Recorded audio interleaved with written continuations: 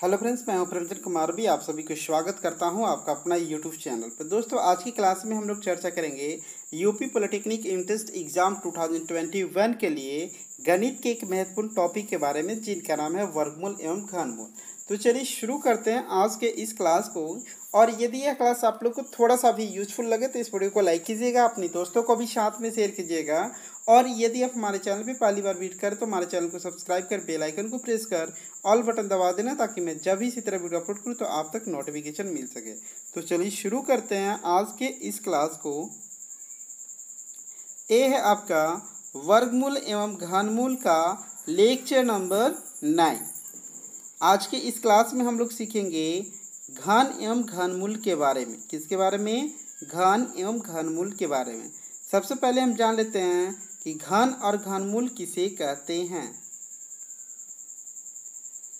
किसी संख्या को उसी संख्या में 2 बार गुना किया जाता है तो प्राप्त गुणनफल उस संख्या का क्या कहलाता है? घन कहलाता है। घन किसे कहते हैं? तो किसी संख्या को उसी संख्या में 2 बार गुना किया जाता है तो उस प्राप्त गुणनफल को हम क्या कहते हैं? घन कहते हैं। और प्राप्त संख्या गुणनफल की घन कहलाती है। घन किसे कहते हैं? तो अब आप लोग समझ गए होंगे कि घन और घनमूल किसे कहते हैं। जैसे मान के चलिए कि यहाँ पे आपका 7 दिया हुआ है। यदि 7 में 7 को 2 बार हम गुना कर लेते हैं, 7 में यदि 7 को 2 बार और गुना कर लेते हैं तो इसका गुणनफल कितना हो गया? 343 हो गया। तो इस 343 को हम कहेंगे कि 7 का क्या है? 7 का घन है 343। 7 क्या है? 7 का घन है 343 और 343 का घनमूल है 7। जैसा कि यहाँ पे आप लोग देख पा रहे होंगे, यदि 7 को 7 में 2 बार गुना किया जाए तो प्राप्त गुणनफल 343 प्राप्त होता है। यहाँ पर 343 को 7 का घन कहेंगे। 7 को क्या कहेंगे? 7 का घन कितना होगा? 343। जबकि 7 का 343 का घनमूल कहेंगे। क्या कहेंगे? यदि आपका 7 दिया हुआ है, इस 7 को अगर हम 2 बार गुना कर देते हैं तो ये आपका कितना निकल गया? 343 निकल गया। कितना? 343। इस 343 क्या हो गया? 7 का घन हो गया। 7 का घन कितना हो गया? 343 हो गया। तो अब आप लोग समझ गए होंगे कि घन और घनमूल किसे कहते हैं। आगे हम बात कर लेते हैं घनमूल के विधि के बारे में कि आप घनमूल किस प्रकार ज्ञात कर सकते हैं। घनमूल ज्ञात करने की विधि। किसी संख्या का घनमूल गुणनखंड विधि से ज्ञात किया जाता है। किस विधि से ज्ञात किया जाता है? तो किसी भी संख्या का घनमूल गुणनखंड विधि से ज्ञात किया जाता है। इसके लिए दी गई संख्या के गुणनखंड करके 3 गुणनखंडों का समूह बनाया जाता है। प्रत्येक समूह में एक गुणनखंड लेकर उनका आपस में गुना कर लेते हैं। एक बार फिर से मैं यहाँ पे रिपीट कर दे रहा हूँ। घनमूल ज्ञात करने की विधि। किसी संख्या का घनमूल गुणनखंड विधि से ज्ञात किया जाता है।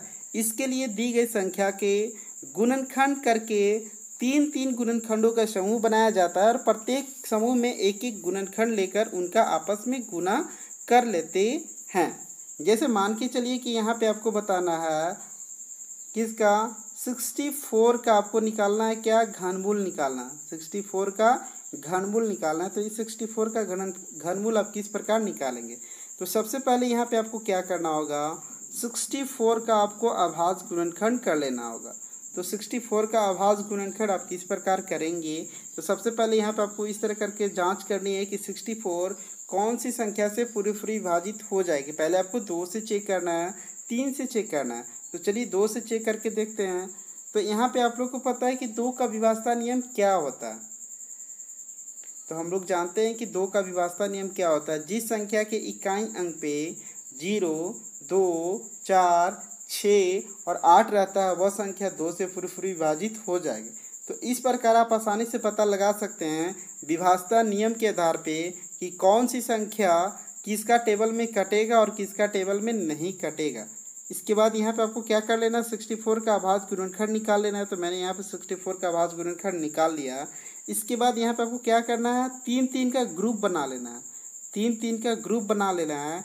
इसके बाद यहाँ पे आपको क्या करना है, 3 के बदले 1 आपको निकालना है बाहर। कितना, 3 के बदले 1। जैसे यहाँ पे 3 का समूह है तो इन तीनों के बदला 2 बाहर निकल जाएगा, इन तीनों के बदला 2 बाहर निकल जाएगा। तो इस प्रकार आप कह सकते हैं कि 64 का जो घनमूल है वो आपका कितना निकल गया, 4 निकल गया। 64 का घनमूल कितना निकल गया, 4 निकल गया। यहाँ पे थोड़ा सा मैं नोट के बारे में चर्चा कर लेता हूँ। घनमूल ज्ञात करते समय यह आवश्यक है कि सभी गुणनखंड, घनमूल ज्ञात करते समय यह आवश्यक है कि सभी गुणनखंड या तो भाज्य गुणनखंड हो या सभी गुणनखंड अभाज्य गुणनखंड हो। जैसे मान के चलिए कि यहाँ पे दिया हुआ है 216 का घनमूल ज्ञात करें। किसका, 216 का घनमूल ज्ञात करना है। तो यहाँ पे आप इसको 216 के अभाज्य गुणनखंड आप इस तरह भी कर सकते हैं, या फिर 216 का अभाज्य गुणनखंड आप इस तरह भी कर सकते हैं।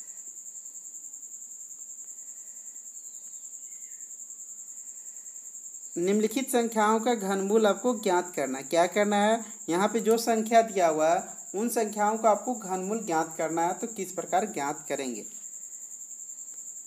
यहाँ पे आपका पहला दिया हुआ है 343 का आपको घनमूल निकालना है। किसका, 343 का आपको घनमूल निकालना है। तो 343 का आप घनमूल किस प्रकार निकालेंगे, तो सबसे पहले आपको क्या करना होगा, इस 343 को आपको अभाज्य गुणनखंड निकाल लेना है इस तरह। ठीक है, तो मैंने यहाँ पे 343 का अभाज्य गुणनखंड निकाल लिया। तो आपका हो जाएगा 7 × 7 × 7। इसके बाद 3 का ग्रुप बना लेना है। तो मैंने यहाँ पे 3 का ग्रुप बना लिया है। इसके बाद इन 3 के ग्रुप के बदला 1 बाहर निकल जाएगा। तो हम कह सकते हैं कि 343 का घनमूल कितना हो गया, 7 हो गया। अगला क्वेश्चन है आपका 512 का आपका घनमूल निकालना है। तो 512 का घनमूल निकालेंगे किस प्रकार, सबसे पहले यहाँ पे आपको क्या करना है, 513 का आपका अभाज्य गुणनखंड निकाल लेना है। तो मैंने यहाँ पे 512 का अभाज्य गुणनखंड निकाल लिया। इसके बाद यहाँ पे आपको क्या करना है, 3 का जोड़ा बना लेना। तो मैंने यहाँ पे 3 का जोड़ा बना लिया है। इसके बाद इन 3 के बदला 1 2 यहाँ पे लिख देंगे, इन 3 के बदला यहाँ पे, इन 3 के बदला यहाँ पे। इसके बाद यहाँ पे आपको क्या करना है, गुना कर देंगे। तो गुना करने पे कितना आ गया, 8 आ गया। तो अब हम कह सकते हैं कि 512 का घनमूल कितना है, 8 है। नेक्स्ट यहाँ पे आपका दिया हुआ 729, 1331 और 125 का आपका क्या निकालना है, घनमूल निकालना है। तो इन सभी को इस प्रकार घनमूल निकाल लेंगे।